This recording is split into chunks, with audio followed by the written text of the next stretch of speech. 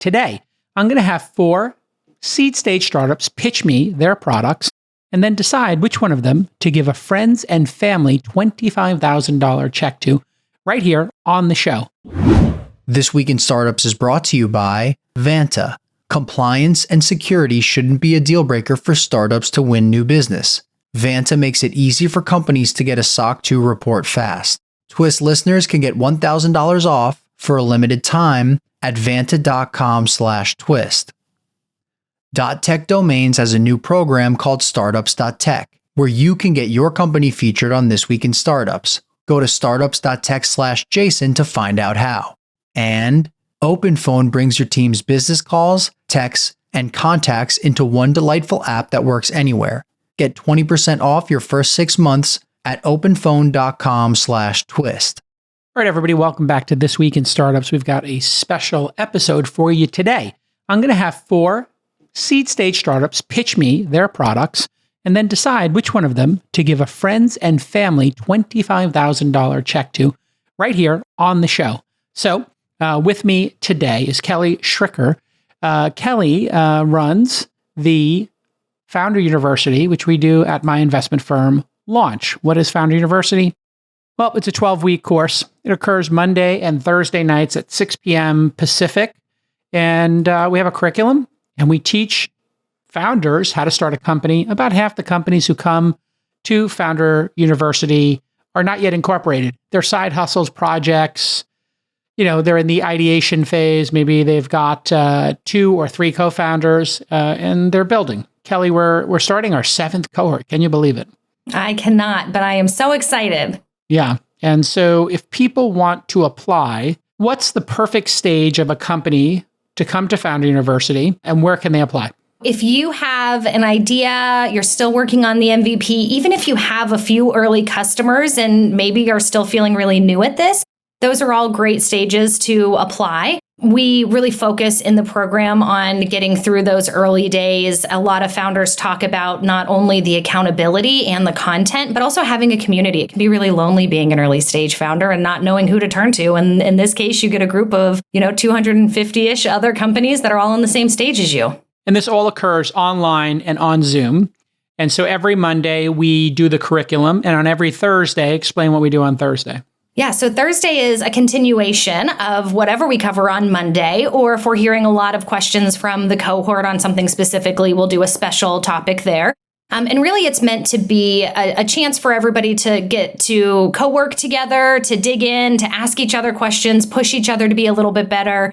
And then Presh and I always stay in the main room and keep open office hours. So for all of the other things that you might need to talk through and have a sounding board for. And so you just mentioned there's a main room, but on Zoom, we can do these breakout rooms. So explain how the breakouts work, because we skipped over that.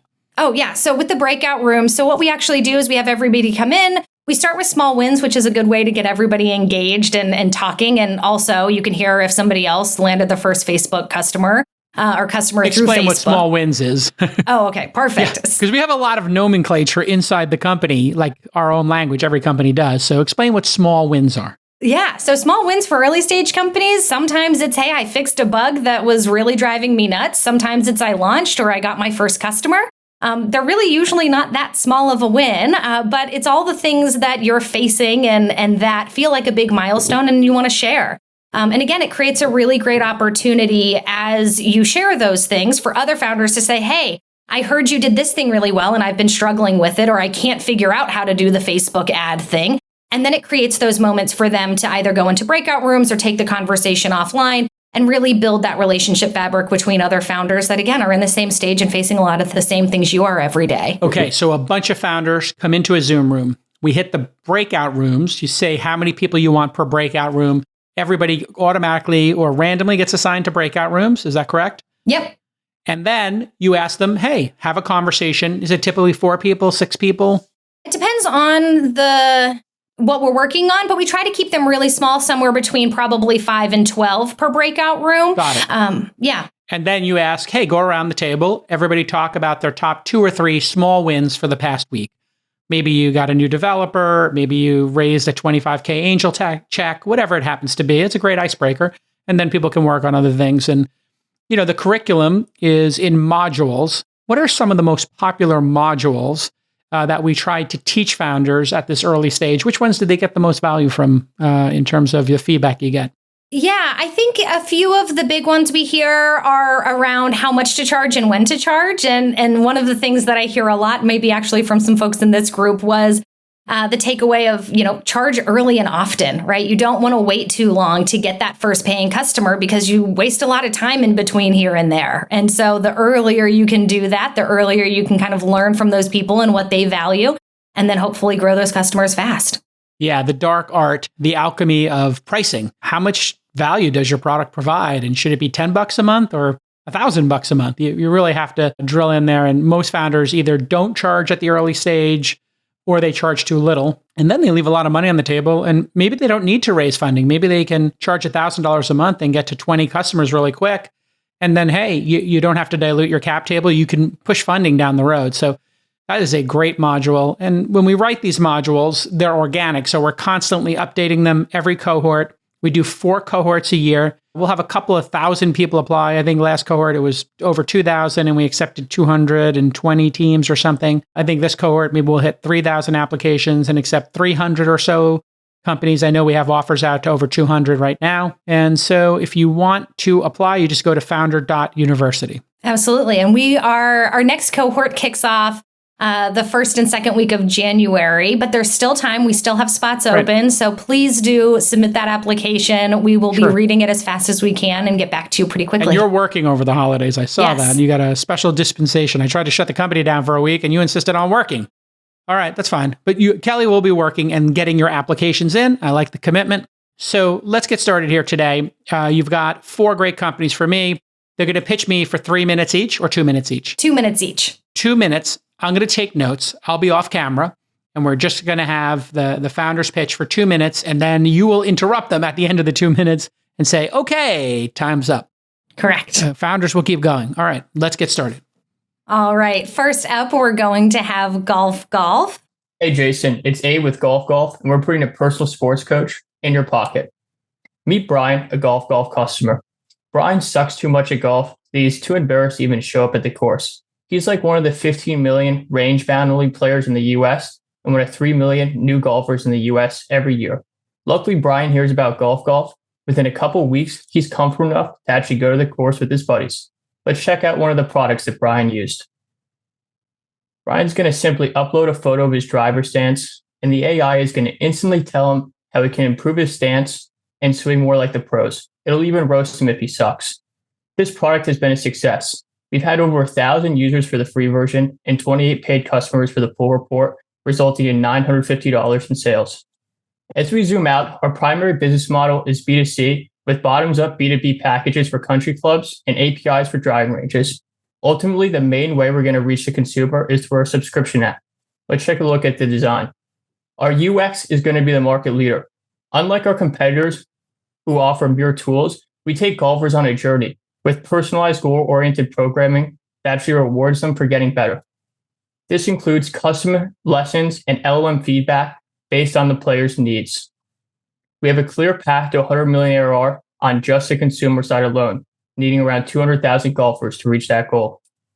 We have a team of avid golfers who can bring a golf tech product to market. We have multiple engineers, designers, and I'm also a celebrity golf caddy. Check out this photo of me and Travis Kelce. We already have A-list golfers and celebrities using the product. We've had George Lopez as a user, Max Beasley from Suits as a user, and golfers from some of the best country clubs in the world using our product. The sport of golf and golf content is crushing it right now. On TikTok alone, there's been 27 billion views. We're going to be the best and most fun way to learn how to golf.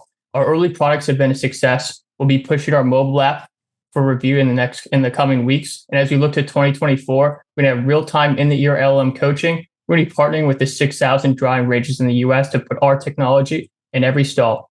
Thank you. Okay, well done. And when we do these, if you're listening to the podcast, you can always go to youtube.com/thisweekend and find the episode on the videos channel. When you're presenting, if you're ever on a podcast as a founder, make sure you describe, we call it sportscasting, what they're seeing on the screen. This is great. We've invested in, as a firm, many coaching companies, executive coaching, sports coaching, tutoring, lifestyle and health coaching, weight coaching, all this kind of stuff. And the problem with coaches is they're expensive. And maybe they're real time, maybe they're not real time. And then a lot of people feel anxious and can't they can't afford to have a coach, or they're anxious about it, or it's inconvenient. And what's great about AI coming into this is you can just start using it immediately. You don't have to book a time. It's lightweight. It's going to be cheaper, so it's available to everybody. And business model wise, let's talk about your pricing. How do you think about pricing this product? We believe that we can hit both the main golfer with the $15 a month subscription product, but also the premium golfer that wants some of that human touch with a $100 plus a month subscription product. So currently, what would be the difference between those two? What would I get? I mean, I know what I get in the $15 one, but what would I get in the $100 with an actual real golf coach? Instead of just the AI tools, we'll be having professionals looking at the videos that you upload, the modules that you complete, and actually giving feedback. And then also we're going to be rewarding people with rare tee times in exchange for some of their completion of modules and lessons. And so making sure that people, get legitimate in real life rewards for their progress. So AI coaching is going to be a thing. I believe that. Some hybrid model is fine. Every time an AI coach gives feedback, Kelly, on one of these, it could go into the language model or whatever the AI model and do some learning. I'm not sure if that's going to happen immediately, but that obviously will happen down the road. And so, yeah, this feels like something that could become addicting. We have a lot of subscription products, consumer subscription products. Fitbod doing wonderfully for people who work out, Steezy doing wonderfully for people who dance, and Calm, of course, for meditation, Tonebase for classical music instruction, and then we also have Musician for music instruction, and we've had some language ones as well. So tons of great companies in that space. We believe in this model. I see you have builder founders, so there's 3 founders in the company? That's correct. And 2 of them are writing code, is that correct? That's right. Perfect. One ML engineer, me and my buddy are also iOS engineers, and we have a designer. Perfect. But there are 3 founders, not 4. Correct. Great. We have a couple people part-time, but Perfect. Yeah, 3 core founders. And when we define founders, we define them as over 10% ownership in terms of equity each. Yep. Correct. Okay, perfect. So this is all important details. If you're an angel investor or a seed fund listening, a lot of those listen to the pod. We always prefer and we accept into the program the people with 3 or more founders first. Then we go to 2 or more founders, and we very rarely even get to solo founders. Why? If you want to go far, go together. If you want to go fast, go alone. We're looking for people who want to go far. And so builder founders, critically important. And we ask the question very specifically, are they writing code or not? Because we don't want somebody who used to write code in the 80s or 90s or 2000s. We want people who are actually building code now. And you got some early traction. That's very attractive to our firm as well. And your business model, consumer subscription, that's in our top 5 categories as a firm. Kelly, the team at GolfGolf also had product velocity, yes? Yeah, they were wonderful on their updates during the program, so it was easy to follow along their journey, and they are rapidly improving the product. Every time I have an interaction with Abe and the team, it seems like it's light years ahead of where it was the last conversation. Listen, selling software is hard enough right now, man. It's hand-to-hand combat out there in B2B land. The last thing you need to do is slow your sales team down because you don't have your SOC 2 dialed in. So if you're SaaS or a services company and you store consumer data in the cloud, you know what you need to do? You need to check out Vanta. They're going to get your SOC 2 compliant easier and faster. And Vanta makes it so easy to get and renew your SOC 2. On average, Vanta customers are SOC 2 compliant in just 2 to 4 weeks. Compare that to 3 to 5 months without Vanta. They're going to save you hundreds of hours of work and up to 85% on compliance costs. And Vanta does more than just SOC 2. They also automate up to 90% compliance for GDPR, HIPAA, and more. You can't afford to lose out on those major customers, the lighthouse customers, the big fish, the whales, because of silly stuff like lacking compliance. Just work with Vanta. I'm an investor in the company. It's a great company. Get your compliance automated, get it tight is right, and close those big deals. Here's the best part. Vanta's going to give you 1,000 off because they love This Week in Startups. They love startups. Vanta.com/twist. That's Vanta.com/twist to get $1,000 off your SOC 2. Explain to the audience why product velocity is important in what we do in selecting companies. In early stage companies, there's a lot you don't know, and everything is about testing and iterating and trying to figure out the things that are going to delight your customers and get them to pay and pay more and to refer it to all their friends. And there's no way to do that if you're stagnant. right? So you have to go out, you have to test a lot of things, you have to keep pushing updates. The idea that investors, when we offer a company money, we want them to put it to use, right? We don't want it to sit in a bank for 2 or 3 years and just sit there. We want you to be putting it out into the world and making a product that your customers absolutely love. Great. Product velocity, name of the game. Great job. Okay, let's meet our next company. All right. Next up, we're going to have Cicada. Hi, this is Mircea, CEO of Cicada. So it's really hard to make money from music. But did you know that US musicians on average earn only $20,000 per year? Cicada helps musicians make more money from live gigs. Meet Stefan. He's an above average earning musician, but he still only makes $15K from live music. So he signs up for Cicada. He gets a beautiful personalized QR code that he can put up at all of his gigs. And this lets him monetize people's well-documented state of euphoria at live music events. Through Cicada, he starts accepting tips and offering paid services, but also he creates custom merch for every single event. He puts up his set list and shows people real-time lyrics and song info for all the pieces that he plays. So through tips, merch, and new bookings, he earns over $10,000 extra per year, and this actually increases his live music earnings by 68%. These are real numbers, by the way, extrapolated to a year from our first 6 months of service. At the moment, we are focused on the top 5% of professional musicians. We charge them $30 per month as a subscription, and we also take 10% of each transaction. But we plan to also offer a free tier below that, and this will enable us to service the bottom 94% of artists who are just entirely unserved by existing tools. And that's because most creator platforms like the Patreons and YouTubes of the world, these focus on monetizing content, not performance. But playing music and creating content are totally different jobs. At the moment, we have 32 customers, just got a new one. Our QR codes have been scanned over 600 times in 11 countries. Last month, we more than doubled our revenue, and we've added a few new customer types, orchestras and artist managers. The founders have decades of experience in music, engineering, and business. I'm actually the world's most highly awarded classical guitarist. I founded my first startup at 19, and I've previously led content at Tonebase, your Jason Calacanis portfolio company. And CTO Mark Kirchner is a full stack engineer and the jazz bassist. Awesome. Well done. So to recap, what the company does is you help musicians host live streams and performances with their fan base, who will then pay a fee to come and watch them perform live. That is possible to do on the app, but primarily we help musicians bring beautiful QR codes to their actual in-person concerts. And there they make more money by allowing people to buy stuff from their store or services at the concert, song dedications. So we're mostly focused on in-person events, but there is definitely a potential for hybrid and fully online events as well. Got it. So I go to a live event. Do you sell the tickets to the live event as well, or we have a full-on ticketing capability, built into the platform. So some people do. Some people do. So if I am an established musician, I have a gig, I sold my tickets through Eventbrite or something else, or maybe, Ticketmaster or whoever owns the venue. I put up your QR code and they're able to order from that QR code merch or other items. They are able to do that, exactly, and much more. They can see real-time lyrics. They can, make song requests if the artist enabled that, or buy specific services.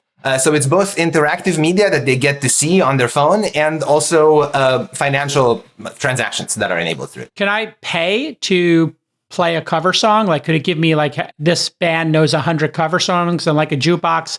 I could say, I want to pay $10 to hear Freebird, or somebody else pays 15 and it moves up higher on the list. We don't have that model yet, the auction model. We want to do that in the future. But we do have the possibility of adding a song request that is paid. And I use that at my own performances. If I'm not playing a solo concert where the program is decided in advance, if I'm just playing background music, I'm a musician. I use this in my own concerts. Then I let people request songs, and that's totally doable. Got it. Awesome. So this doesn't exist other places in the world, or it exists in different components in different places? I don't think it exists in this shape. So there's a lot of music products that help musicians sell more tickets. There's a lot of products for lead generation, for finding gigs, but I don't think there is anything that really helps the ordinary musician make more money at the gigs that they do play. And when I pull up that QR code, does it let me sign up for the mailing list as well? Yes, by default, there's a pop-up that asks you, and musicians can choose to let you close that pop-up without giving an email, or they can force you to put in the email, or they can also choose to disable the mailing list if they desire, but we encourage them not to do that. What about phone numbers? Can I do mailing list or phone numbers? Yes, the default is just email, but musicians can decide to choose to also require phone numbers instead. My understanding is building your mailing list is the name of the game as a touring musician. Is that correct? That is correct. And your understanding puts you ahead of 98% of musicians who haven't understood that. But yes, it's true. Oh, okay. So even in the musician category, I mean, let's be honest. Musicians are artists, and typically they spend their time on their art and probably very little. So a platform like this makes a lot of sense. All right. You got a co-founder. Exactly. So there's two of you. Your co-founder is the CTO. You're the artist.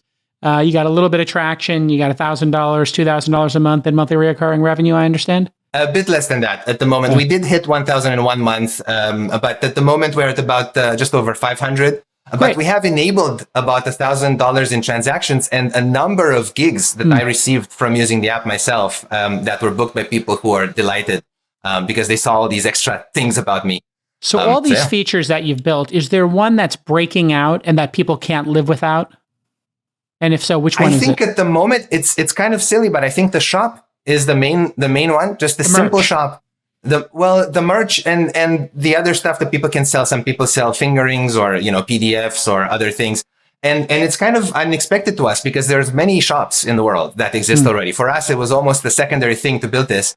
But I think, because of a combination of the fact that musicians are not technical and that we enable people to really just access it, at the concert, like this really taps into something primal and it helps people make more money. So Fantastic. I think the shop is the main feature right now. I think you may have hit on something with the QR code to then give people something to do on their phone during a show. Now, some artists may not like that. They don't like the phones being on, but let's face it, consumers want to use their phone constantly. This gives them something to do. In sports games, people like to bet and do FanDuel. And so at a music event, I think it's very interesting. Okay, we're back with another segment of Pitch It to J. Cal. Yes, .tech Domains is giving Twist listeners the chance to show off their startups on This Week in Startups. I want you to go to startups.tech/Jason to apply. There's only one rule. You need to have one of those gorgeous, iconic .tech domain names to get featured. And KiteX.tech, like SpaceX, KiteX is building the world's lightest and most cost-effective wind turbines. It's a portable, off-the-grid solution inspired by the efficiency of, you guessed it, kites. It's also a cost-effective power source for travelers, small business, or consumers who just want to be off the grid. What an amazing idea. And this is a cool product. Go check it out at KiteX.tech. I mean, this is revolutionary. Very cool startup here. KiteX.tech is all about making sustainable energy more accessible. And of course, they're building on a .tech domain name. So here's your call to action. Get featured just like KiteX.tech did by going to startups.tech/Jason and applying today. Startups.tech/Jason to fill out the form and apply today. God, I love these .tech domains. I also love the idea of dedicating a song. So I think, doing dedications and saying, hey, here's the set list, buy the dedication. And if you could buy the dedication for $20 and you're playing 20 songs, what is an average show? 20 songs, 10 songs? Something like that. Depends on the show. Well, obviously, I know it depends. I'm asking you. You're the expert. Always answer the question with a definitive number. This is my personal shows, I'm a classical musician, and it's usually less than that. It's more like 8 to 10. That's a better answer. So when you're talking to investors, always try to give them it depends is the worst answer in the world. You know what happens when you say it depends? Your credibility goes down. I know it depends. I could always say it depends. So when you're talking to investors, that's a chance for you to seem smart. So does that make sense? Kelly should have taught you this in the training. So this is Kelly's fault. But let's try one more time and think about, I'm going to ask you the question again, and think about a way to sound super credible by giving me, 3 data points here, but do it in 10 seconds or 15 seconds. 3, 2, So tell me, how many songs are there in the average show? 10 to 20? My shows usually have 8 to 10. Pop musicians tend to play more like 20. Now, your new answer makes you seem so credible, and then I can work with that answer. Okay, so at a classical, you do 10, but a pop does 20. If a pop musician does 20, and they got $20 per song as a dedication, that's $400 incremental dollars. How much does a pop musician get paid to play a gig? Often nothing. Many musicians start out their careers with no payment. They are just happy to perform, and they will perform for free. And that's a very significant use case for our product. Now, you're learning here real time on the show. When I answered the second question, you gave me a piece of information I hadn't even considered. It never even came into mind that they're doing this for free for exposure. So if they're doing it for exposure and they get $400 from dedications and they get another $200 from requests, holy cow. Now all of a sudden they're making $600 and that costs the venue nothing. And the venue doesn't care. That's just tips. Genius. Is tipping in there too? Can I just give a tip through the QR code? Tipping was one of the first features we built. It's in there. And right now you can only give a one-time tip, but as of next week, most likely we'll have recurring tips as well. So you can subscribe to the person and give them a little bit extra. That's amazing. That's also because here's the thing. Oh, sorry. I'm just excited about this. You're excited. Go ahead. I'll give you the space. Okay, here's the thing. Patreon and stuff exists, but it's for content. People expect regular video updates, regular something, content that they can consume at home. Musicians are not always content creators. It's different jobs. Some people are both, but you need this for live performing musicians too. Maybe they shout out the names of the subscribers at the beginning of the concert, or maybe they get a meet and greet, or maybe something else, but it's basically that. Okay. It's like Patreon, but for in-person performers, not content creators. All right, great. And so just to tick off the reasons we like this company, rapid fire, Kelly, through our framework of investing. Yeah. So a few things we like about this company. We've got two founders. One is technical. We have early traction, which actually doubled during the program. As we got to know Mircea and the team, they had incredible product velocity and really, again, growing the business in the time that we've gotten to know them. Great. Yeah, it's a challenge vertical. Music we don't usually like, but I put this into real world experiences. I could see this working for comedians as well. I could see it working for spoken word or improv shows. So there's a lot of possibilities here. I can see people being very creative with the QR code to live interaction model. Well done. Let's meet our next company. All right. Thank you. We're going to move over to dotflo next. Hi, my name is Spencer Tate, and I'm one of the co-founders at dotflo, your AI agent for personalized prospect research and outreach. Meet James. James is an e-commerce owner. He just bought a list of 1,000 prospects with their first, last name, and where they work.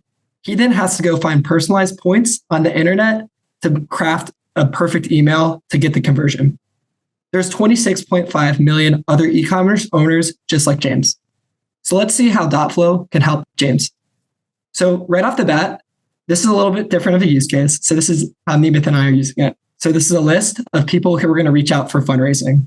We put in specific criteria for our AI to find news articles, sources, and then search the web. From there, we can say, I want a LinkedIn message, one-liner. Now you can enrich those credits.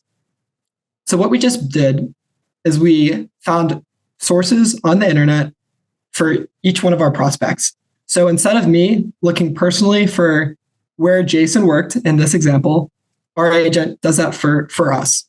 From there, you can then shoot off a message right in dotflo, and you can do this in a very quick manner, saving a lot of time and effort rather than going through the manual research process.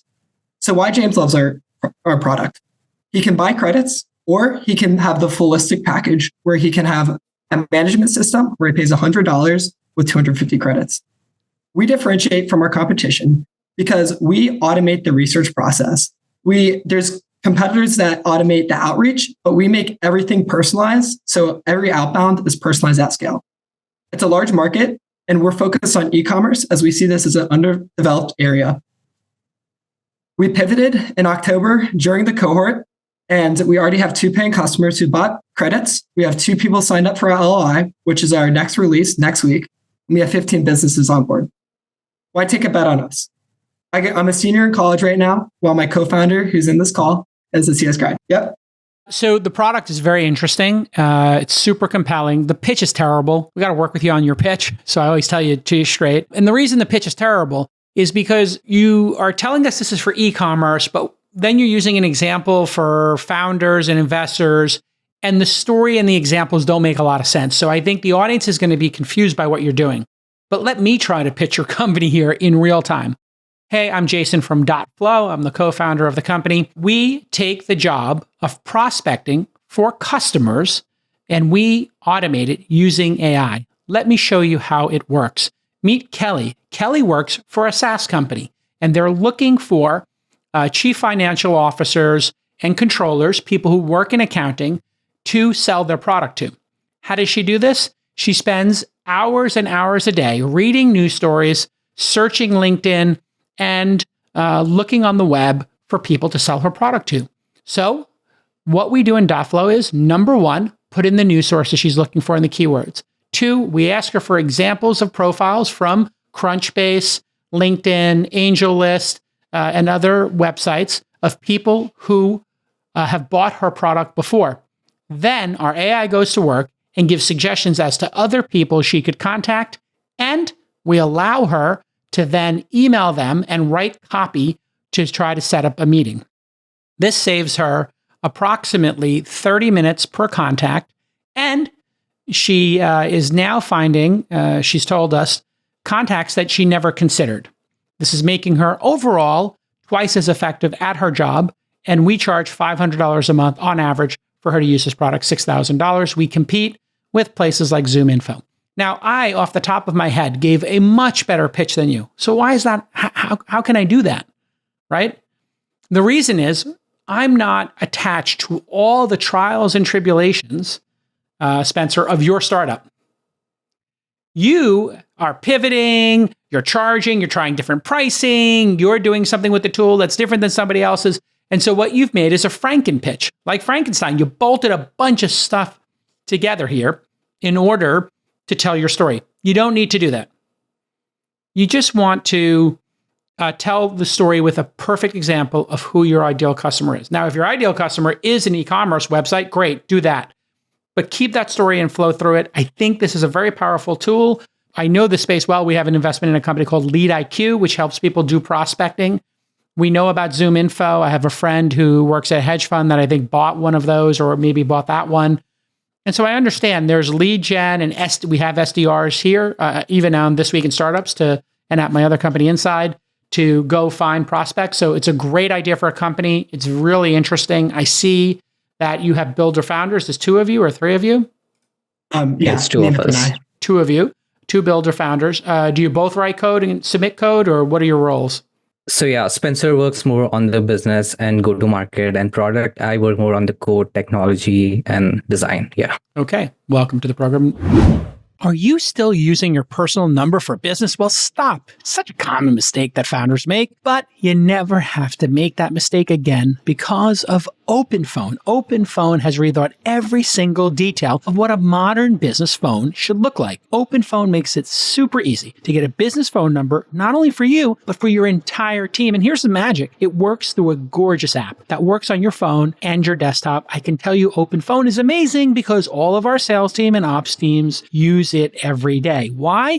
I don't want people using their personal number. Then they leave the company and they're still getting phone calls from our customers, clients, and partners. No, I want all of that to be professional. And OpenPhone is the #1 rated business phone on G2 for customer satisfaction because it's so professional and easy to use. Here's a feature I love. You can create a shared phone number with multiple employees fielding calls and texts from that number. So we want to reply to our founders, to our partners really quickly, and we don't want to miss a call. We don't want to miss a text. And that's why we use OpenPhone. And it's already affordable, starting at just $13 per user per month. But Twist listeners get an extra 20% off for the first 6 months at openphone.com/twist. If you got existing numbers and you're paying through the nose for some insane service, you can port those right over to OpenPhone at no extra cost. So here again is the offer. Go to openphone.com/twist and get this all organized. Get the 20% off as well. openphone.com/TWIST.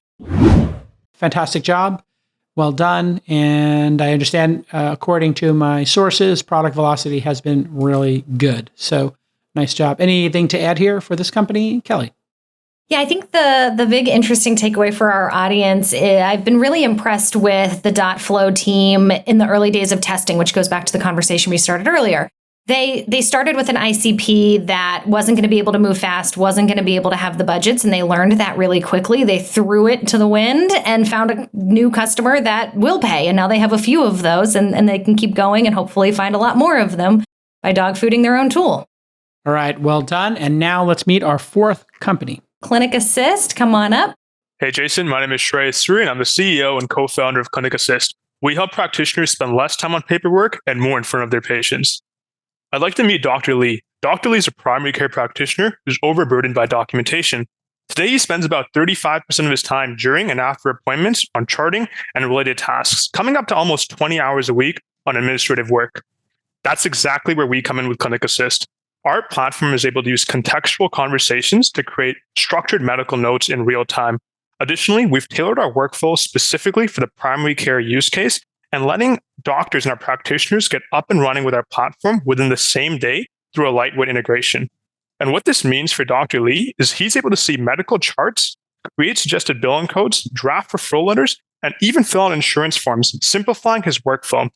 This means that he can cut documentation time by 25%, save 5 hours a week on charting, and help his practice regenerate $20,000 in lost revenue.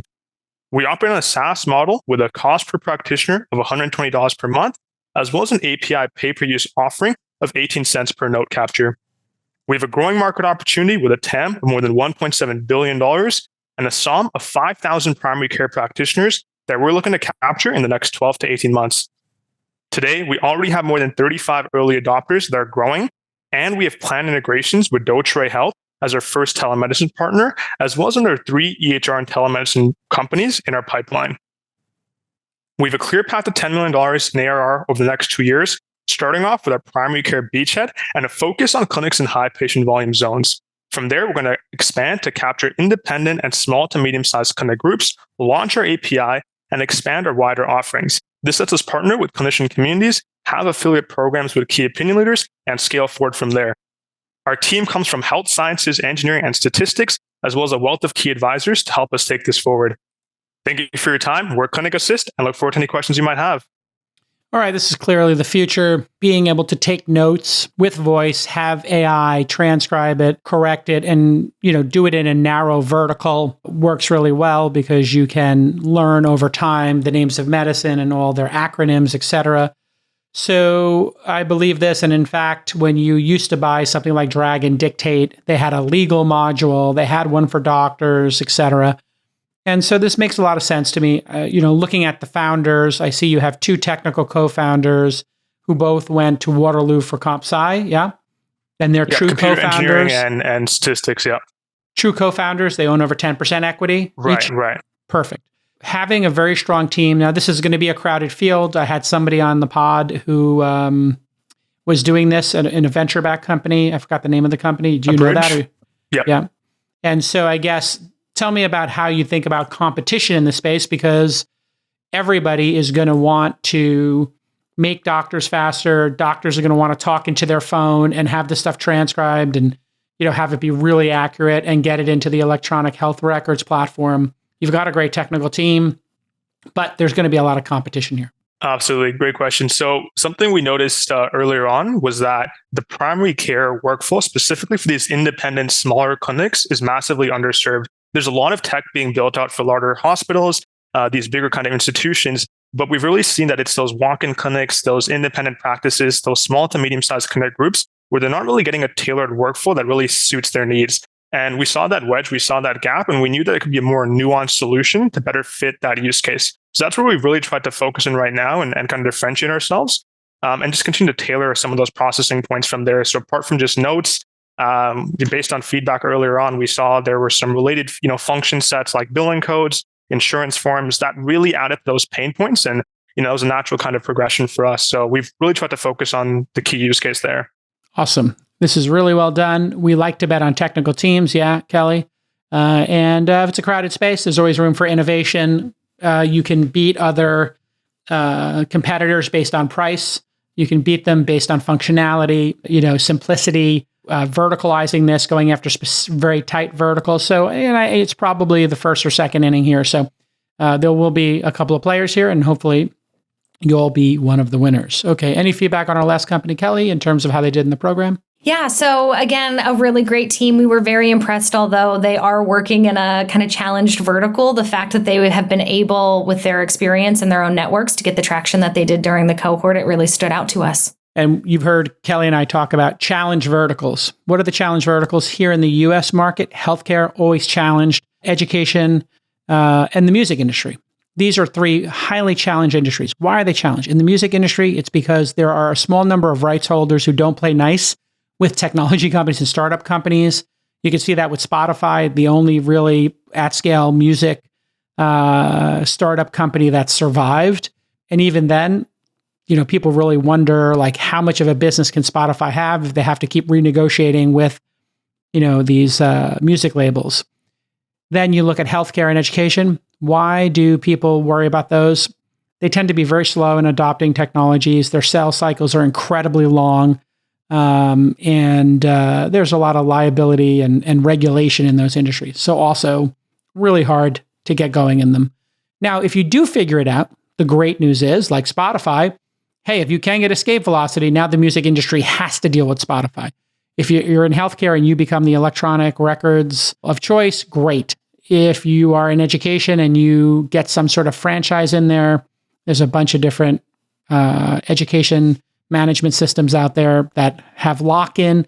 Yeah, maybe you can build a good business, but what we found is going directly to the customers. Calm went directly to customers with their healthcare app, and education-wise, Brilliant.org went directly to customers.